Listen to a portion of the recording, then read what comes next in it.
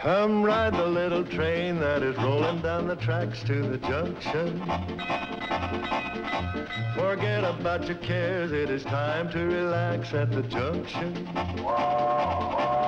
Lots of curves, you bet, and even more when you get to the junction. Petticoat Junction. There's a little hotel called the Shady Rest at the junction. Petticoat Junction. It is run by Kate. Come and be her guest at the junction. Petticoat Junction. And that's Uncle Joe. He's a moving kind of slow at the junction. Petticoat Junction.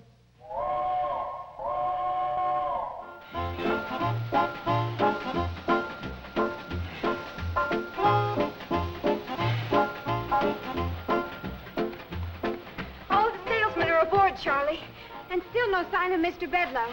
He's going to be a mighty surprised railroad vice president when he wakes up and finds out his train is gone. Kate sure had a wonderful idea to sneak out of here while... Boyd, are you burning railroad ties again? Gee, Charlie, I just burned the loose ones. Besides, we need a quick fire. You go tell your ma that if she can keep Mr. Bedloe asleep just 10 more minutes, we're on our way to Pixley. Will do.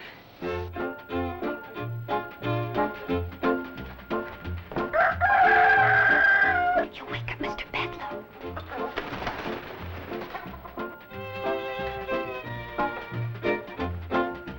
Everybody get on the train? Yes, Mom, but it'll be another 10 or 15 minutes before Charlie and Floyd can get up enough steam to pull out. We just got to see to it that Mr. Bedloe doesn't wake up before they leave. All aboard! That crazy bird. Phoebe, please, you'll wake Mr. Bedloe.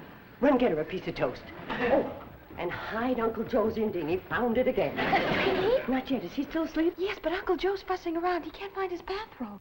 Oh, I loaned it to Mr. Bedloe. And you tell him that Mr. Bedloe is sleeping in the bridal suite and not to disturb him. Will do. Oh, Billy Joe, you start getting things ready so the minute Mr. Bedloe wakes up, we can quick serve him breakfast in bed and keep him there. But Charlie and Floyd and those salesmen ate up all the eggs. Oh, no. Oh, Betty Joe, go out and gather up some eggs, dear. Bobby Joe, you keep an eye on the upstairs. Okay, Mom. And you start cooking up some ham, bacon, and sausage, and try not to burn it. Burn it! Burn it! You keep your big beak closed except for eating.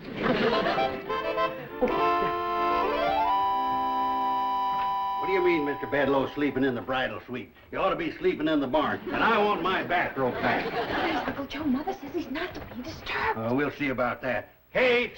You wake him. What's got into Kate? City feller comes in here, shuts down the railroad, fires everybody, ruins the hotel, and she gives him the best room in the place. Kate! You're going to wake Mr. Bedloe. That chance. Buried 3 feet deep in the softest feather bed in the hotel. Kate! Joe, please, you'll wake Mr. Bedloe. See, I want to ask you a question. I've got to take these to the kitchen there for his breakfast. That's crazy, that's what it is. Feller deserves to be horsewhipped, and she treats him like royalty. Kate! Wake Mr. Bedloe. Now, Kate, listen. Quiet! You wake Mr. Bedloe! Well, at least you got an excuse to act like a bird brain. Joe, put these flowers in a nice, pretty vase. They're for Mr. Bedloe's breakfast tray. You mean he's getting breakfast in bed? As soon as he wakes up. I ain't a hearing right. I can't be. Didn't he sit right here at this table last night and say he was shutting down the railroad? Yes. And won't that shut down the hotel? Yes.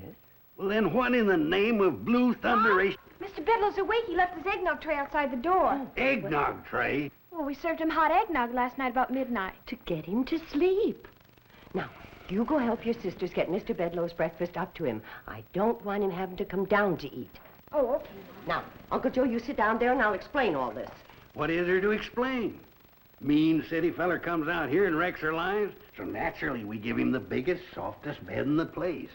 Eggnog at midnight, breakfast carried to him in the bridal suite like he was a groom, and then you... Kate, you didn't... What? You didn't marry that viper, did you? No. We're ready, Mom. Oh.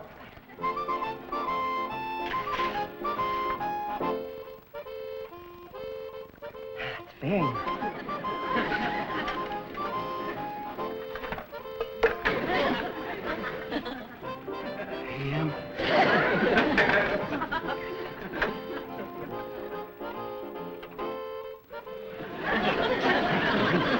Now remember, girls, pretty smiles and happy talk.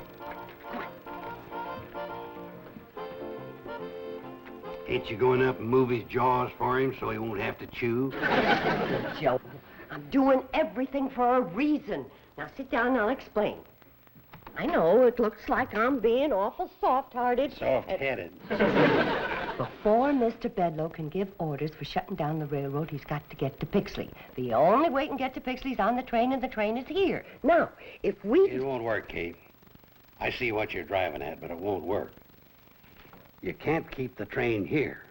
It's got to go into Pixley to take those salesmen that spent the night here. Well, Uncle Joe... Now, your second mistake was in thinking you could change Bedloe's mind by being nice to him. Feller like that, you gotta outsmart, outthink. Uncle Joe... I got it. We'll sneak everybody but him onto the train and send it on into Pixley before he comes down.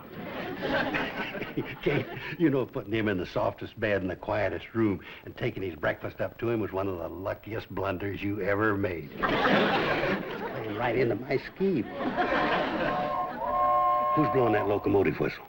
My guess would be Charlie. He's the engineer. He'll ruin all my plans.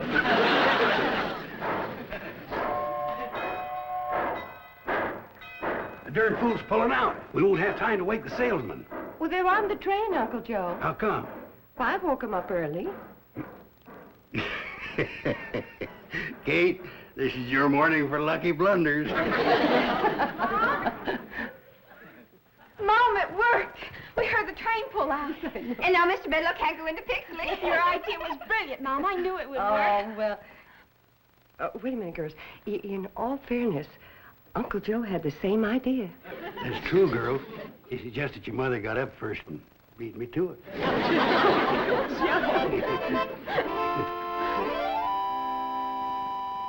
Morning, Mr. Bedloe. All right. Whose idea was it to run off with my train and leave me stranded? Mr. Bedloe, gentlemen are not permitted in the dining room in their robes. I am no gentleman, and this is not my robe. Now, do I get an answer to my question? All right. We'll let the government settle it. Stealing trains happens to be a federal offense, and everybody connected with this conspiracy is in very serious trouble.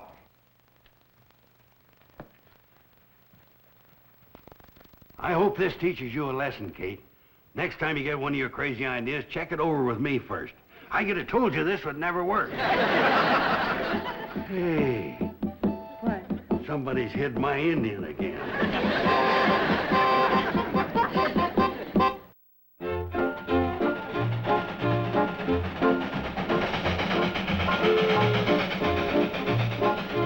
No, Charlie, I feel kind of bad about us running off, leaving Kate to face the music. Well, if it was anybody else but Kate, I'd be mighty worried, but that's one woman in a million. She sure is. I never met a woman yet to compare with Kate. How come you never asked her to marry you, Floyd? I don't think I'm good enough for her. How about you? I feel the same way. You do? I don't think you're good enough for her either. We're coming on into Pixley. Think we better stop?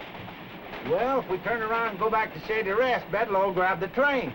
Oh, I don't think so. By the time we get back there, Kate will have him eaten out of her hand. Kate can kill a man with kindness, all right. Well, if she doesn't kill him with kindness, them daughters of hers will pretty him to death. It's lunchtime, Mr. Bedloe. Come right into the dining room. Everything's ready for you. Yeah? What's everything? Poison food? Booby traps? Boiling oil? What's waiting for me behind that curtain? Your lunch, Mr. Bedloe. Down, sit down. Everything's piping hot. If you're expecting me to change my mind about canceling the train, forget it. It's a good idea.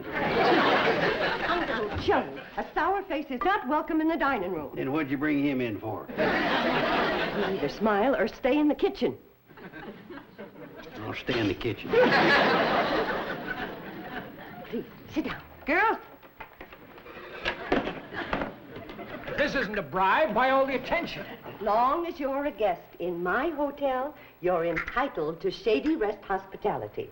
We do not bring our differences to the table. All right, girls, start the food.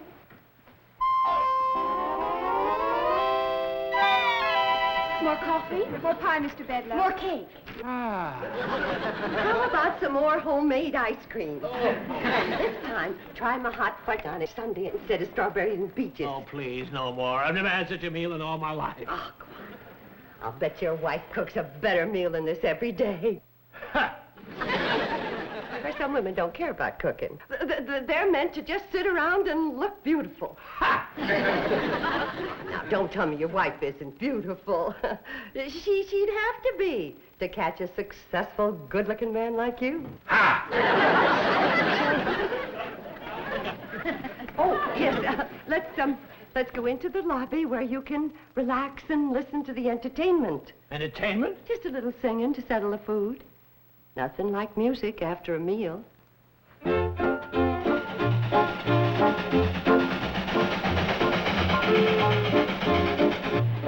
are you trying to do? Jump the track and get a song wrote about you like Casey Jones? Well, I figure the faster we go through Shady Rest, the less chance Bedloe's got of stopping us. We're better than 20 miles out of Shady Rest. Look at it this way, Charlie. The longer we take getting there, the longer Kate and her girls is going to have to work on Bedloe. That's true. I bet they're really melting him down. Oh, I'd sure like to be in his shoes right now. Floating like a zephyr on the soft summer air. Very nice. Lovely voice. All my daughters sing. Girls, Mr. Bedloe being a railroad man, maybe he'd like to hear a railroad song. How about this one? There's a train that runs through this wide valley that is loved by one and all. It's the train that starts way up in Pixley called the Hooterville Cannonball. Well, she makes her run through the dead of winter, through the summer, spring, and fall. Neither cold nor heat nor flood can stop her. She's the Hooterville Cannonball.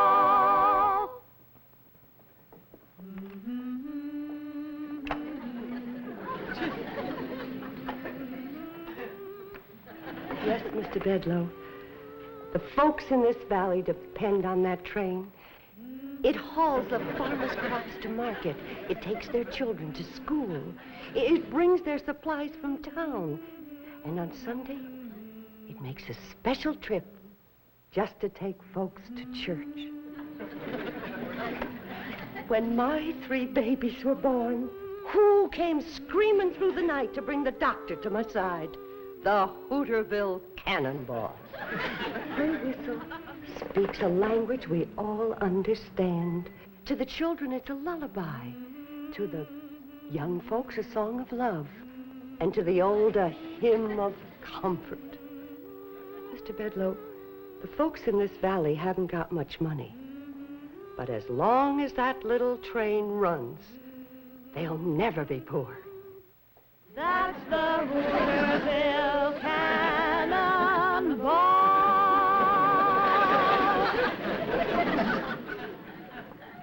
Mrs. Bradley, I came here in anger, and you repaid me with kindness. I gave you bad news, and you gave me warm and friendly hospitality. You and your lovely daughters have taken the time and the trouble to explain what the Hooterville Cannonball means to you and your neighbors. After all of that, could any man say, scrap that little train? Just one. Me. The minute it gets back from Pixley.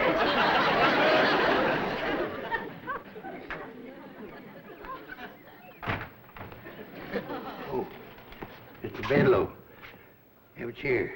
Thanks. I will.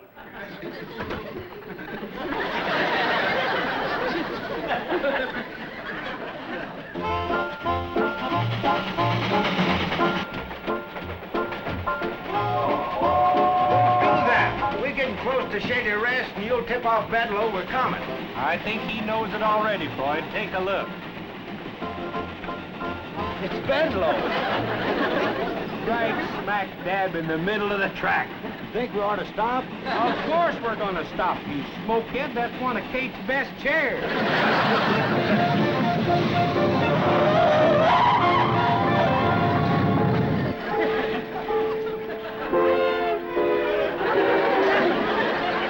Mr. Bedloe, listen to me. I got something to tell you. Please. Wait a minute. Floyd and Charlie say they can't back all the way to Pixley. It'll be dangerous. They gotta go on to Hooterville. Fine, I can cancel the train just as well from there. Oh. Mr. Bedloe, why are you so dead set on not letting this train run? It's bad business. Doesn't make any money. But it doesn't lose any. Floyd and Charlie are on pensions anyway, and they get their wood and water free. Mrs. Bradley, this train is the legal property of the C&FW Railroad, and we are legally responsible for everything that happens to it.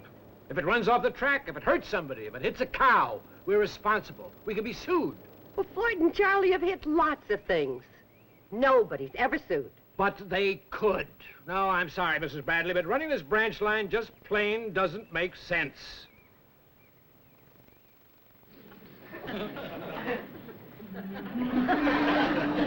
Doesn't it make sense to help folks when they need it?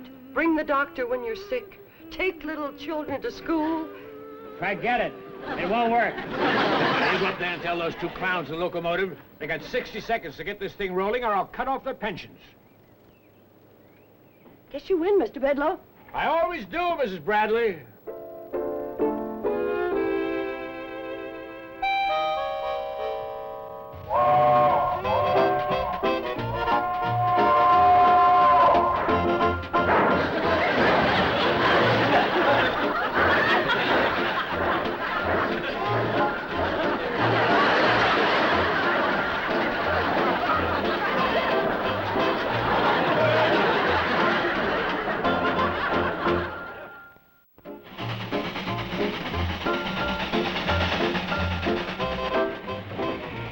Kate, this first time you ever rode up here. And the last. Why didn't you say that? I thought you had a scheme to keep this old train running. Well, I have. That's why I'm going into Hooterville, but it's scary riding up here going so fast. Those things ever blow up? This one never has. You just might today, though. Why?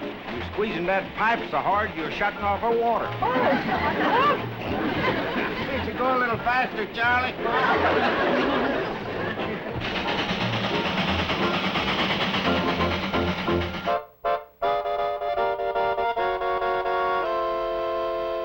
Hey, I suppose you think that was pretty smart, my sitting in that coach while the engine went to Hooterville. No, I thought it was kind of stupid myself. I ought to knock you over that railing. You shouldn't have said that, Bedloe. No? Why not? Because it scared me. Wait a second. Sit down. Okay. That stupid train the only way to get to Hooterville? No, There's another way. that's right. You mean somebody can take me? Yeah. I can take you. Now listen, old-timer. I didn't mean to yell at you. I know you're not in this with these other people. I can see you're an intelligent man. You can? Now, I'm willing to pay you. No, I didn't ask for any money. I know you didn't. I'm forcing it on you. Now, come on, let's get going.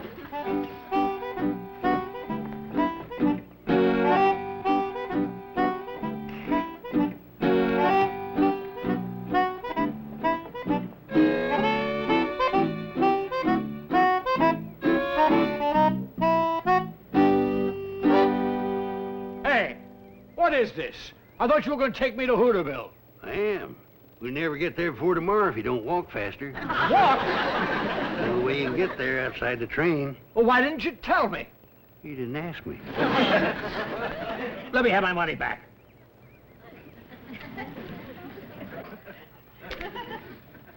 Indian giver.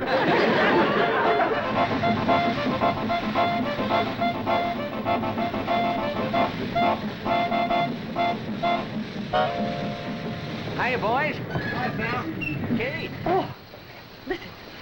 Sam, I need your help. If we don't do something, Charlie and Floyd are going to lose their train. Well, I hate to tell you this, but they've already lost part of it. Oh, I don't mean that. Boys, you go on down and turn around and pick us up on the way back.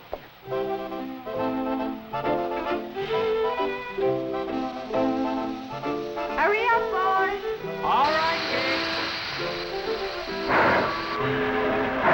Sam, are you still a deputy sheriff? I never was a deputy sheriff. I was marshal of the 4th of July parade once. That's close enough. Come on. Well, what's this all about, Kate? Come on, I'll explain. Don't worry, girls. I'll handle Bedloe. You know, fighting the railroad's a man's job. Hey, everybody. Mr. Bedloe got away. He's on his way to Hooterville. Oh, no. He found that old hand car and got it on the track.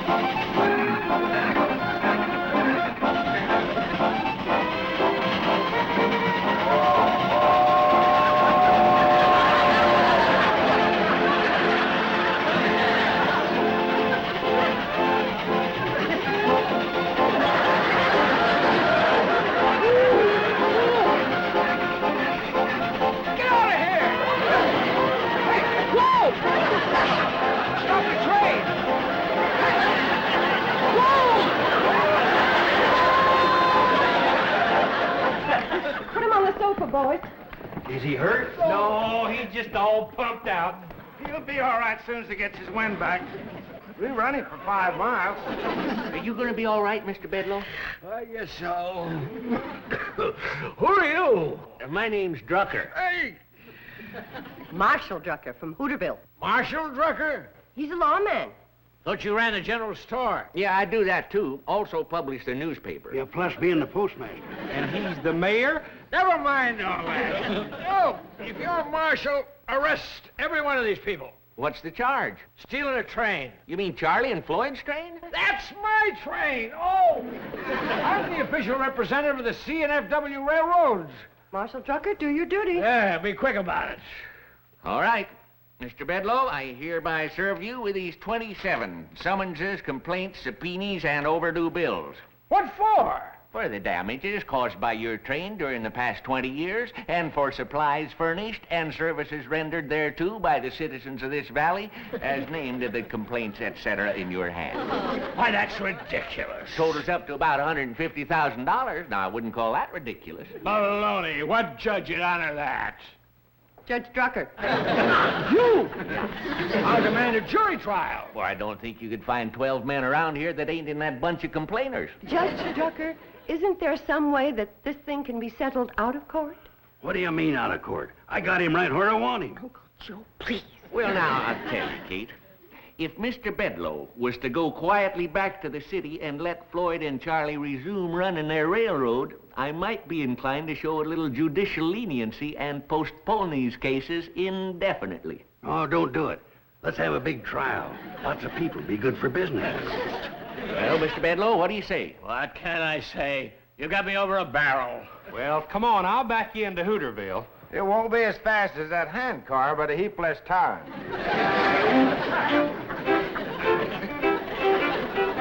Well, Kate, you pulled some beauties today.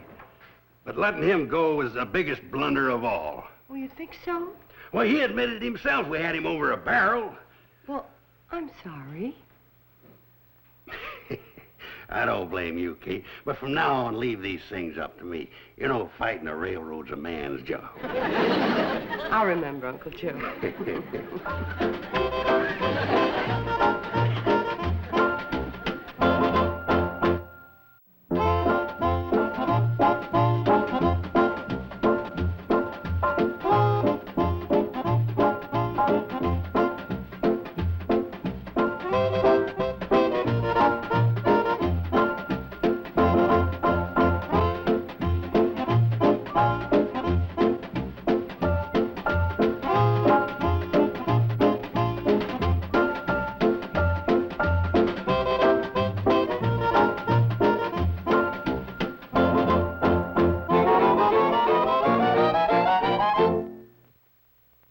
This has been a Filmways presentation.